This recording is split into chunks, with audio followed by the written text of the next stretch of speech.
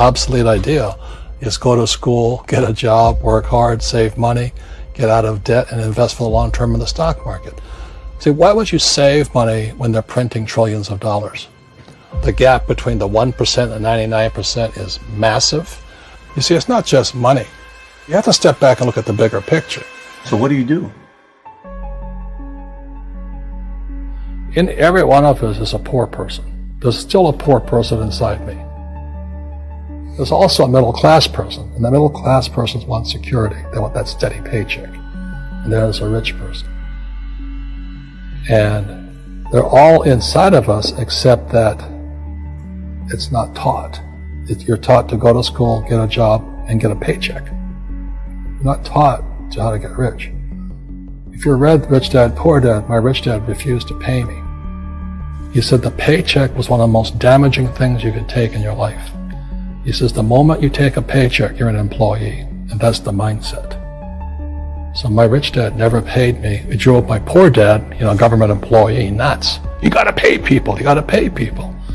And Rich Dad was not saying that the paycheck was bad. He says you didn't want to be a slave to money. So as an entrepreneur, if Rich Dad folded, I just started another company. I don't need a paycheck. I don't need anybody to take care of me. If my government doesn't like me, I move to another country because they need entrepreneurs there. So the entrepreneur is not so much the business. The entrepreneur is really the mindset and the skill sets and the different set of rules. You see, small business does not operate in the same rules as big business. Entrepreneur is a mindset first, a skill set, and rules. And depending upon whether you're an employee or a small business, the rules are different.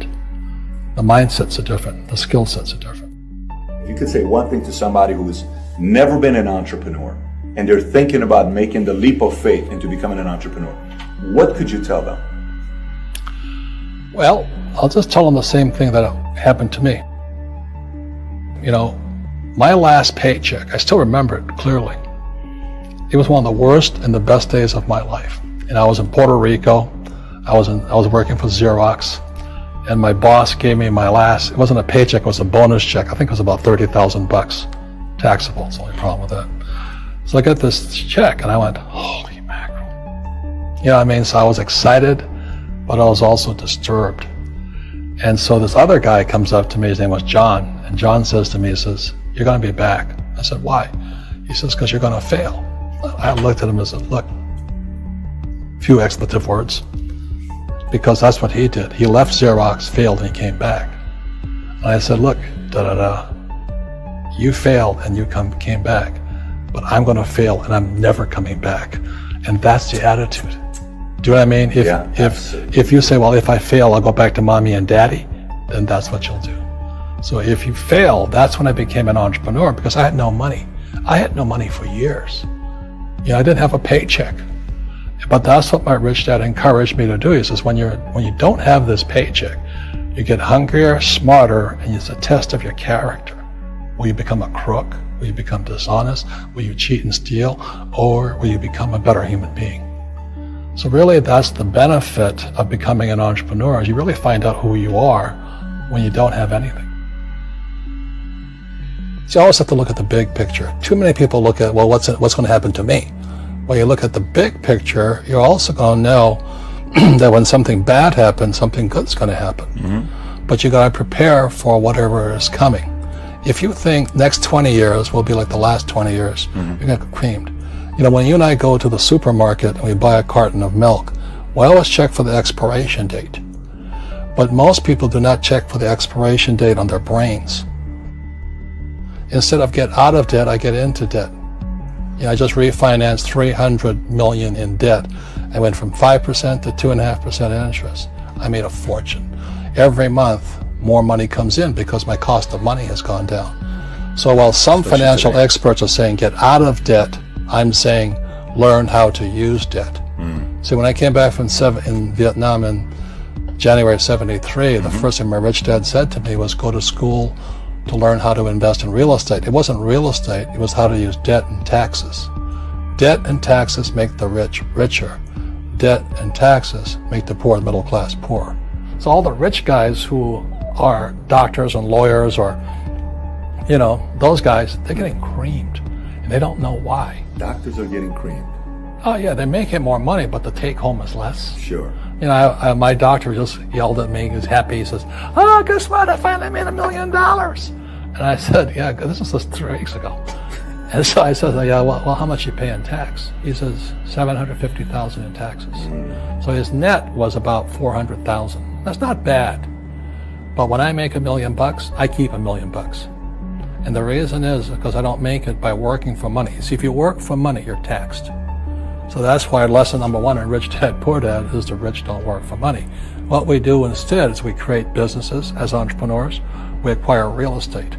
I don't invest in the stock market. Okay? So the reason is because as entrepreneurs, I have more control over my income, how much I make, and how much I pay in taxes. And because I'm an entrepreneur as well as an investor in real estate, I pay 0 tax. So every time I make, let's say, $1 million as an entrepreneur, I immediately invested in real estate and I have a 4-to-1 step up. So I put $1 million in real estate, I get $4 million from the bank. That's why I love banks. But the banks are screwing everybody else, terrible. But it's good for me. That's why you say when you print, it's good for you, but when you print, it's bad for people that work for money. Because when you print, savers get creamed and people who work for money get creamed. When they print, debtors get rich. You see, debt and taxes make the rich richer, and debt and taxes make the poor middle class poorer. When we have obsolete ideas, we get obsolete results. So what's happening for most people, the idea of going to school, getting a job, working hard, saving money, getting out of debt, buying your house because it's an asset, investing for the long term, is obsolete. The world has changed. The world changed in 1971 when President Nixon took us off the gold standard and money became debt.